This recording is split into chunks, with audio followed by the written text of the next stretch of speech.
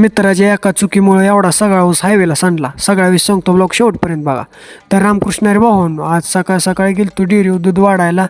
गेलो तसं काटा केला, आपलं दूध ओतलं आणि केलं काय असेल ते तिथली प्रोसेस सगळी झाली. गेलो पावती बी घेतली आणि निघालो घराच्या दिशेनं.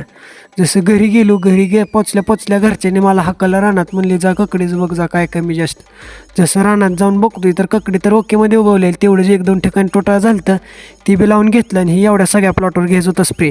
तोपर्यंत वाजलेले 4 वाजले. त्या म्हणल्या आपल्या गुरांच्या वैरण पाणीच टायमिंग झालं. गेलो धारा काढल्या आणि निघालो दूध वाढायला. दूध घेऊन गावात पुचलो. ओकेमध्ये तेवढंच एक होतं आपलं काय असेल ते दूध वाढलं आणि घेतली दुधाची चिटी. ही एका चिटी आपल्या सगळ्या दिवसाची कष्टाची किंमत असते हो. थांबलो 5 मिनटं डेअरीवर आणि तिथनं निघालो हायवेला जाऊन बघतोय तर काय राहून नुसतं एक सोडून 2 टेलर पडलेल्या ऊस हायवेला. त्यामुळं मग काय ऊस काढायचं चालू होतं, हायवे क्लिअर करायचं चालू होता, हे करायचं होतं ना, वाहनं बिनं काय तसलं काय जात नव्हतं. त्यामुळे एवढं सगळं ट्रॅफिक थांबलेलं. धन्यवाद.